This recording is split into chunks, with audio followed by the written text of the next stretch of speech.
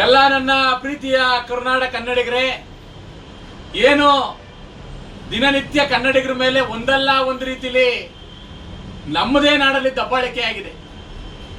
ವಿಚಾರ ಇಷ್ಟೇ, ಏನು ತಮಿಳುನಾಡಿನಲ್ಲಿ ನಮ್ಮ ಕನ್ನಡದ ಚಾಲಕರು ಇಲ್ಲಿಂದ ಅಯ್ಯಪ್ಪ ಸ್ವಾಮಿ ದೇವಸ್ಥಾನಕ್ಕೆ ಹೋಗ್ತಾ ಇದ್ರು. ಅಂತ ಸಂದರ್ಭದಲ್ಲಿ ಕನ್ನಡದ ಬಾವುಟವನ್ನ ಯಾಕಿಲ್ಲೆಲ್ಲ ಹಾಕೊಂಡ್ ಬರ್ತೀರಾ ಅಂತೇಳಿ ಅಲ್ಲಿನ ಕೆಲವು ತಮಿಳು ಗೂಂಡಾಗಳು, ತಮಿಳುನಾಡಿನ ಕಿಡಿಗೇಡಿಗಳು ಅದನ್ನು ತೆಗೆಸುವಂತ ಕೆಲಸವನ್ನ ಮಾಡಿದ್ರು. ಅವಾಗೂ ಕೂಡ ಅಷ್ಟೇ ಕನ್ನಡಿಗರ ರಕ್ಷಣಾ ವೇದಿಕೆಯವರು ಪ್ರಪ್ರಥಮ ಬಾರಿಗೆ ನಾವೇ ಮೊದಲನೇದಾಗಿ ಹೇಳಿಕೆಯನ್ನ ಪ್ರಾರಂಭ ಮಾಡೋದು. ಅಲ್ಲಿನ ಅಂದ್ರೆ ಇಲ್ಲಿಂದ ಹೋಗತಕ್ಕಂತ ನಮ್ಮ ಕನ್ನಡದ ಚಾಲಕರ ಪರವಾಗಿ ಎಲ್ಲ ಕನ್ನಡಿಗರ ರಕ್ಷಣಾ ವೇದಿಕೆ ನಾವು ಇರ್ತೀವಿ ಅಂತೇಳಿ. ಹಾಗಾಗಿ ಎಲ್ಲ ಕನ್ನಡ ಪರ ಹೋರಾಟಗಾರರು ಅದಕ್ಕೆ ಬಹಳ ಅಭೂತಪೂರ್ವವಾದಂತ ಬೆಂಬಲವನ್ನ ಕೊಟ್ಟರು.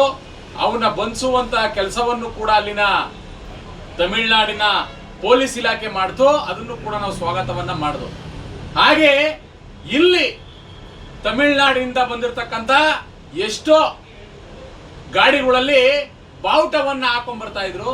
ಆ ಬಾವುಟವನ್ನು ಬಿಚ್ಚಿಸುವಂತ ಕೆಲಸ ಕನ್ನಡಿಗರು ಮಾಡಿದ್ದಾರೆ. ಯಾಕೆಂದ್ರೆ ಉತ್ತರಕ್ಕೆ ಉತ್ತರವೇ ನಾವು ಕೊಡ್ಬೇಕಾದ್ರೆ, ಯಾಕೆಂದ್ರೆ ಅವ್ರ ಪ್ರಶ್ನೆ ಹಾಕಿದ್ರೆ ನಾವು ಉತ್ತರವನ್ನ ಕೊಡ್ಲೇಬೇಕಾಗುತ್ತೆ ಅನ್ನೋದು ನಮ್ಮ ಕನ್ನಡಿಗರು ಒಂದು ಸ್ವಾಭಿಮಾನದ ಪ್ರಶ್ನೆ. ಹಾಗಾಗಿ ಎಲ್ಲ ಒಂದ್ ಕಡೆ ಈ ರೀತಿ ಬರಬೇಕಾದಂತ ಸಂದರ್ಭದಲ್ಲಿ ಕನ್ನಡ ಪರ ಹೋರಾಟಗಾರರು ಅದನ್ನು ತಗ್ಸುವಂತ ಕೆಲಸ ಮಾಡಿದ್ರೆ ಅವ್ರ ಮೇಲೆ ಯಾವ ರೀತಿ ಅಂದ್ರೆ ಕೊಲೆ ಬೆದರಿಕೆಯನ್ನ ಹಾಕ್ತೀರಾ, ಧಮಕಿಯನ್ನ ಹಾಕ್ತೀರಾ.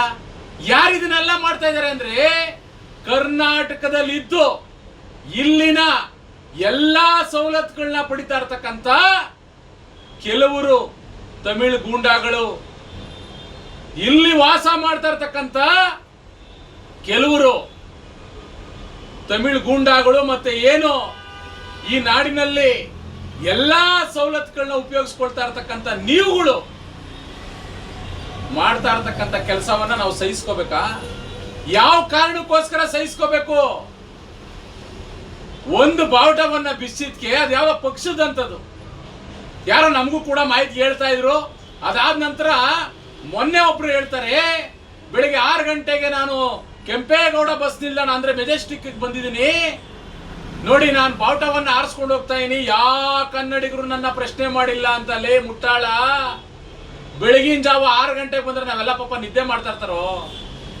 ನಿನಗೆ ತಾಕತ್ತಿದ್ರೆ ಬಂದು ನೋಡು. ಇಲ್ಲಿನ ಪುರುಷರು ಬೇಡ, ಬರೀ ಮಹಿಳೆಯರ ಕೈಲೇ ನಿನಗೆ ಯಾವ ರೀತಿ ಮಹಾಮಂಗಳಾರತಿಯನ್ನ ಮಾಡಿಸ್ತೀನಿ ಅಂತ ನೋಡು. ಆ ಶಕ್ತಿ, ಆ ತಾಕತ್ತು ಇಲ್ಲಿನ ಮಣ್ಣಿಗಿದೆ, ಇಲ್ಲಿನ ಮಹಿಳೆಯರಿಗೂ ಇದೆ.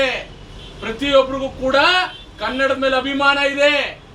ಯಾವುದೋ ಒತ್ತಲ್ಲಿ ಬಂದ್ಬಿಟ್ಟು ಒಂದು ವಿಡಿಯೋ ಮಾಡೋ ಹಾಕ್ಬಿಟ್ಟು ರಣ ಹೇಳಿ ತರ ಶಂಡನ್ ತರ ಹೋಗೋದಲ್ಲ.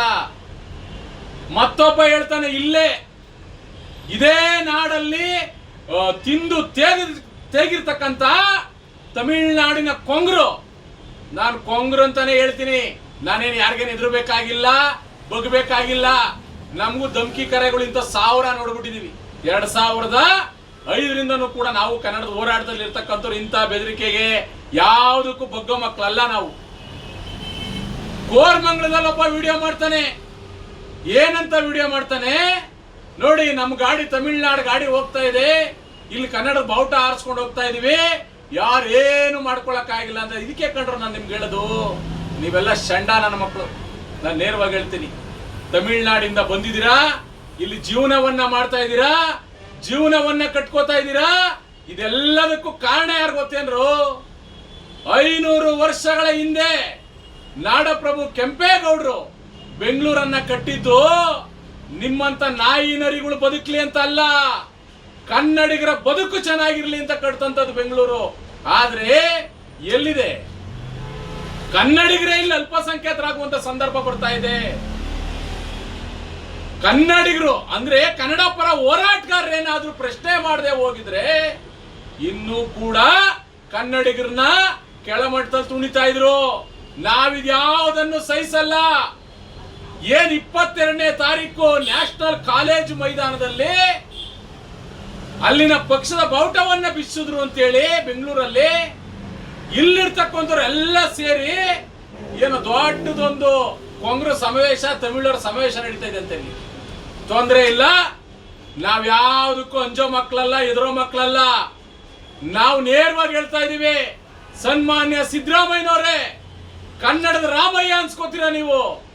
ಗೃಹ ಸಚಿವರಿಗೆ ಹೇಳಿ ಈ ಕೂಡ್ಲೆ ಆ ಒಂದು ಏನು ಸಮಾವೇಶವನ್ನ ಆರಂಭ ಮಾಡಲಿಕ್ಕೆ ಅನುಮತಿಯನ್ನ ಏನಾದ್ರೂ ನೀವು ಕೊಟ್ರೆ ಖಂಡಿತವಾಗೂ ಅಲ್ಲಿ ಆಗುವಂತ ಅನಾಹುತಗಳಿಗೆ ನಾವ್ಯಾರು ಕಾರಣರಲ್ಲ.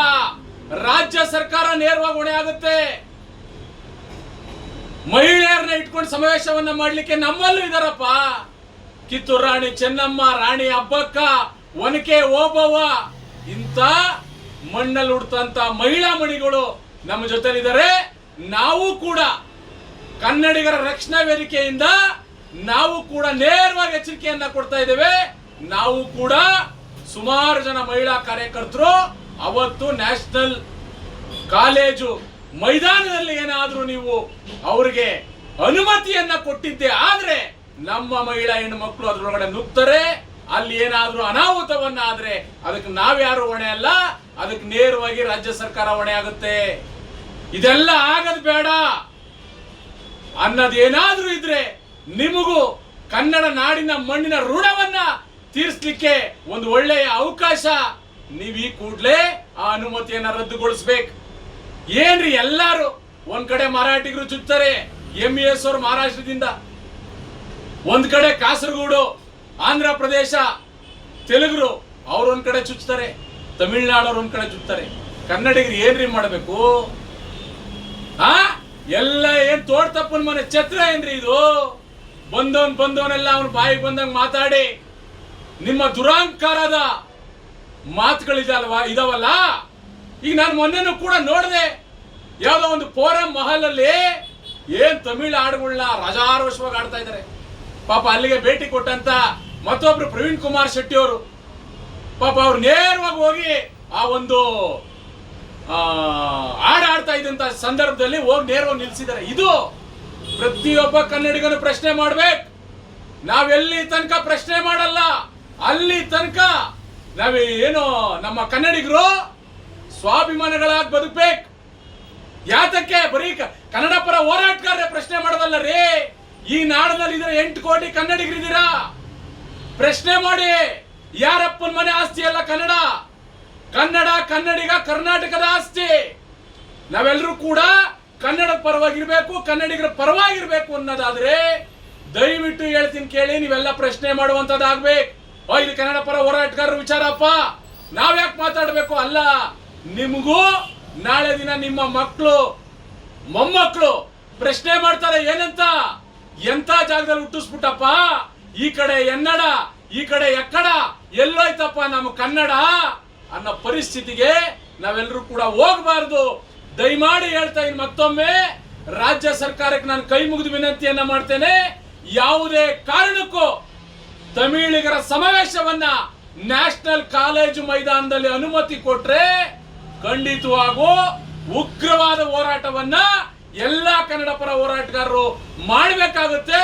ಹಾಗಾಗಿ ನಾನು ಮಗದೊಮ್ಮೆ ಹೇಳ್ತಾ ಇದ್ದೀನಿ, ಎಲ್ಲಾ ಕನ್ನಡ ಪರ ಹೋರಾಟಗಾರರು ಇದ್ರ ಪರವಾಗಿ ಧ್ವನಿ ಎತ್ತಲೇಬೇಕು.